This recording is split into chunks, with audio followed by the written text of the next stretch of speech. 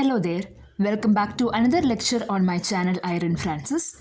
In this video, we will discuss the concepts put forward by William K. Wimsatt and Monroe C. Beardsley, and these concepts are intentional fallacy and affective fallacy.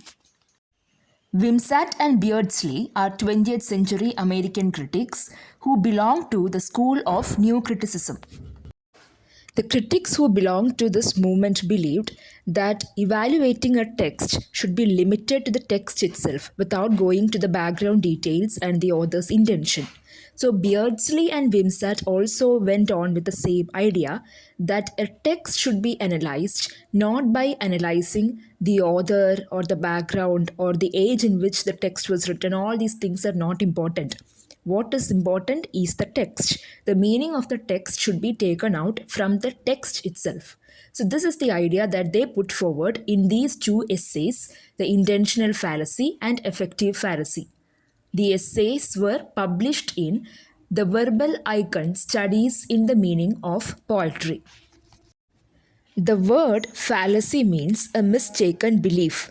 A wrong understanding of something is called a fallacy. Now, according to Wimsatt and Beardsley, there could be two mistakes, two wrong understandings, two wrong interpretations of a text. They call them, these two wrong interpretations, as intentional fallacy and affective fallacy, which we will discuss now. Now, first let us see what is intentional fallacy. Now, when we learn the poems written by John Keats, we always go in for the details of the poet John Keats, especially the poem Ode to a Nightingale.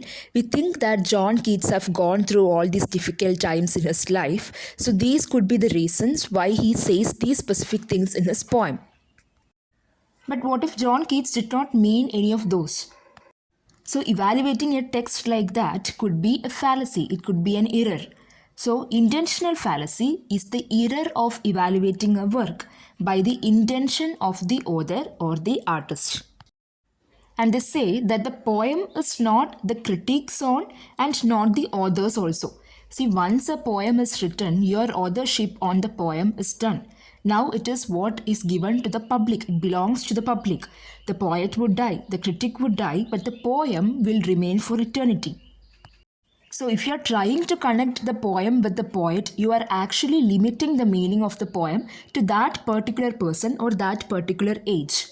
Also, a critic can never find a poet's actual intention. You can say that red meant danger, blue meant this, green meant this, but that could never be the author's intention. You could only guess. You could never be sure of your guessing.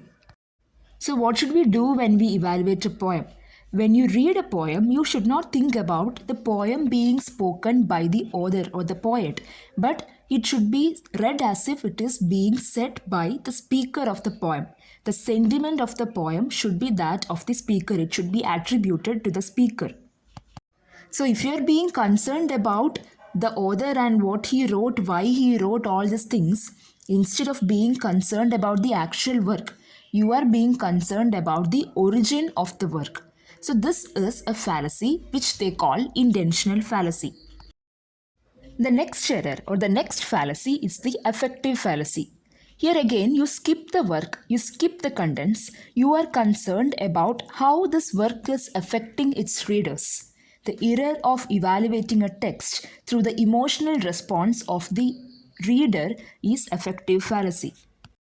Now, why is this a fallacy? Again, if you want to analyze a work successfully, it cannot depend upon the input of emotion of readers, because readers' reaction could change. Each reader will have his or her own likes and dislikes. It will depend upon their own life experiences and the way they see things. So how can something that is so subjective be taken as the groundwork for evaluating a work? So it's not that you can completely ignore whether it is pleasing to the readers or not. The emotive knowledge, the response that the readers give is kind of aesthetic. It kind of gives a value to the work, but it cannot be the only value that the work possesses. And if there is affective fallacy in your analysis, you will be concerned only about the results of the poem without being concerned about the original poem itself. The meaning of the work or the actual worth of the work should come from the contents in the work. That is what Wimsatt and Beardsley says. A critic should be a critic. He should be objective. He's not a historian to go behind the author's intentions, or neither is he a psychologist to go behind the reader's emotions. So it's a very small concept. What basically it means is that the text is independent of both the author and the reader. So that's all for this video. I hope you have understood this simple concept. Thank you so much for watching.